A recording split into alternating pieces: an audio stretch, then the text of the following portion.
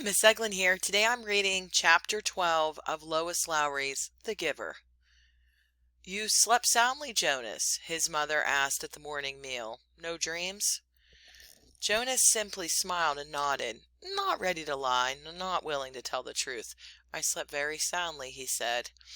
I wish this one would, his father said, leaning down from his chair to touch Gabriel's waving fist.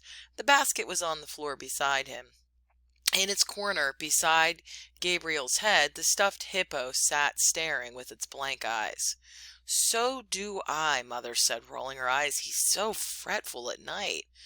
Jonas had not heard the new child during the night because, as always, he had slept soundly. But it was not true that he had no dreams. Again and again as he slept, he slid down that snow-covered hill. Always in the dream, it seemed as if there were a destination, a something he could not grasp what, that lay beyond the place where the thickness of snow brought the sled to a stop. He was left upon awakening with the feeling that he wanted, even somehow needed, to reach the something that waited in the distance, the feeling that it was good, that it was welcoming, that it was significant. But he did not know how to get there. He tried to shed the leftover dream, gathering his schoolwork and preparing for the day. School seemed a little different today. The classes were the same: language and communications, commerce and industry, science and technology, civil procedures and government. But during the breaks for recreation periods and the midday meal, the other new 12s were abuzz with descriptions of their first day of training. All of them talked at once, interrupting each other, hastily making the required apology for interrupting, then forgetting again in the excitement of describing the new experiences. Jonas listened. He was very aware of his own admonition not to discuss his training, but it would have been impossible anyway. There was no way to describe to his friends what he had experienced there in the annex room. How could you describe a shed without describing a hill and snow? And how could you describe a hill and snow to someone who had never felt height or wind or that feathery, magical cold? Even trained for years, as they all had been, in precision of language, what words could you use which would give another the experience of sunshine? So it was easy for Jonas to be still and to listen. After school hours, he rode again beside Fiona to the house of the old. I looked for you yesterday, she told him, so we could ride home together. Your bike was still there, and I waited for a little while, but it was getting late, so I went on home. I apologize for making you wait, Jonas said. I accept your apology, she replied automatically. I stayed a little longer than I expected, Jonas explained. She pedaled forward silently, and he knew that she expected him to tell her why. She expected him to describe his first day of training, but to ask would have fallen into the category of rudeness. You've been doing so many volunteer hours with the old, Jonas said, changing the subject. There won't be much that you don't already know. Oh, there's lots to learn, Fiona replied. There's administrative work and the dietary rules and punishment for disobedience. Did you know that they use a discipline wand on the old, the same as for small children? And there's occupational therapy and recreation activities and medications, and they reach the building and break their bikes. I really think I'll like it better than school, Fiona confessed. Me too, Jonas agreed, wheeling his bike into its place. She waited for a second, as if again she expected him to go on. Then she looked at her watch, waved, and hurried toward the entrance. Jonas stood for a moment beside his bike, startled. It had happened again. The thing that he thought of now as seeing beyond. This time it had been Fiona who had undergone that fleeting, indescribable change. As he looked up and toward her going through the door, it happened. She changed. Actually, Jonas thought, trying to recreate it in his mind, it wasn't Fiona in her entirety. It seemed to be just her hair, and just for that flickering instant. He ran through it in his mind. It was clearly beginning to happen more often. First, the apple a few weeks before. The next time had been the faces in the audience at the auditorium just 2 days ago. Now today, Fiona's hair. Frowning, Jonas walked toward the annex. I will ask the giver, he decided. The old man looked up smiling. When Jonas entered the room, he was already seated beside the bed, and he seemed more energetic today, slightly renewed, and glad to see Jonas. "Welcome," he said.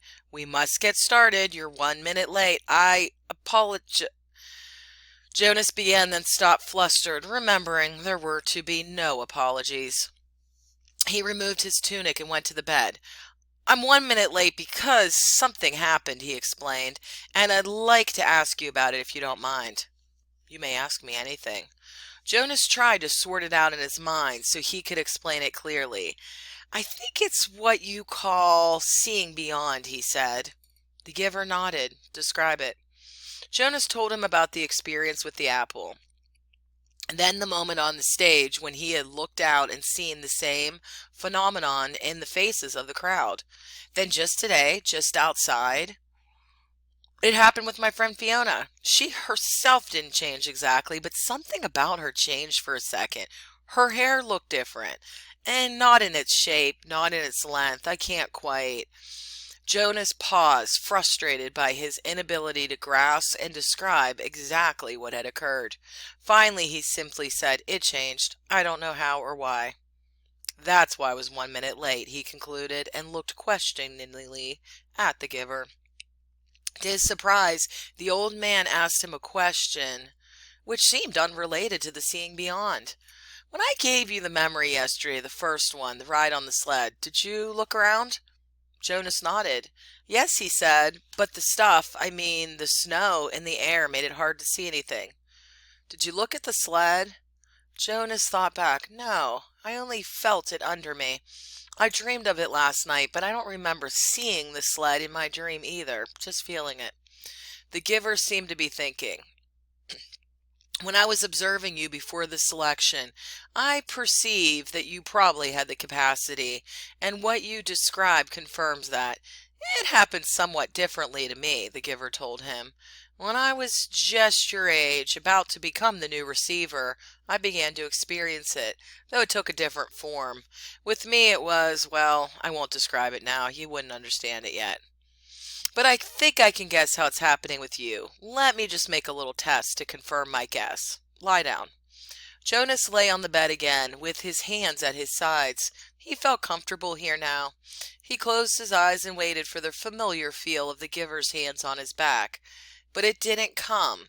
Instead, the giver instructed him, "Call back the beginning of the ride on the sled. Just the beginning of it, when you're at the top of the hill, before the slide starts.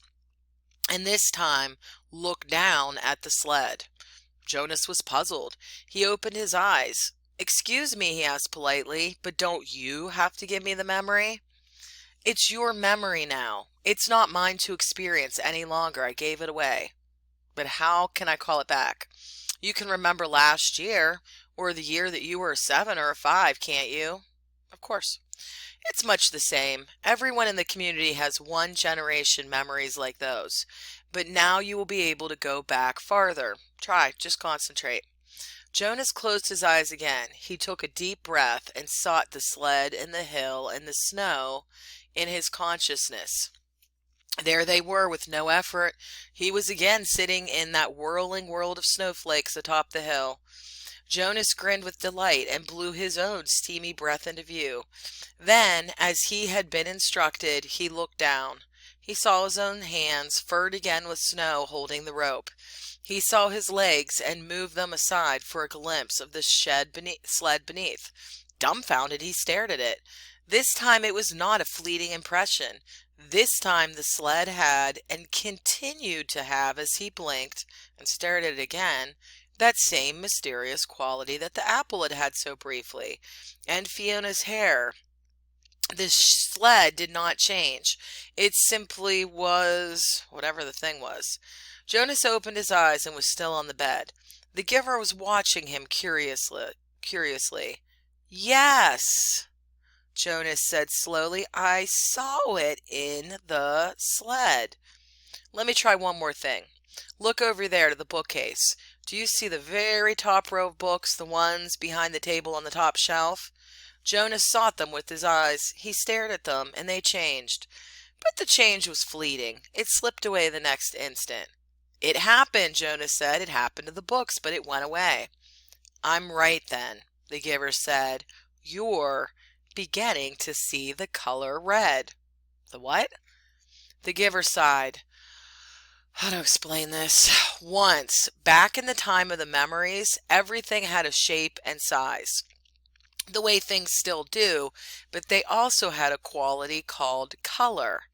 There were a lot of colors, and one of them was called red. That's the one you're starting to see. Your friend Fiona has red hair. Quite distinctive, actually. I've noticed it before. When you mentioned Fiona's hair, it was the clue that told me you were probably beginning to see the color red. And the faces of people, the ones I saw at the ceremony? The giver shook his head. No, flesh isn't red, but it has red tones in it. There was a time, actually, you'll see this in the memories later, when flesh was many different colors. That was before we went to sameness. Today, flesh is all the same, and what you saw was the red tones.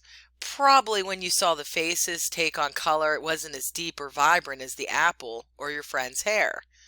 The giver chuckled suddenly. We've never completely mastered sameness. I suppose the genetic scientists are still hard at work trying to work the kinks out. Hair like Fiona's must drive them crazy. Jonas listened, trying hard to comprehend. And the sled, he said? It had the same thing, the color red, but it didn't change, giver. It just was. Because it's a memory from the time when color was. It was, oh, I wish language were more precise. The red was so beautiful. The giver nodded. It is. Do you see it all the time? I see all of them. All the colors. Will I? Of course. When you receive the memories, you'll have the capacity to see beyond. You'll gain wisdom and then along with colors and lots more. Jonas wasn't interested then in wisdom. It was the colors that fascinated him. Why can't everyone see them? Why did colors disappear? The giver shrugged.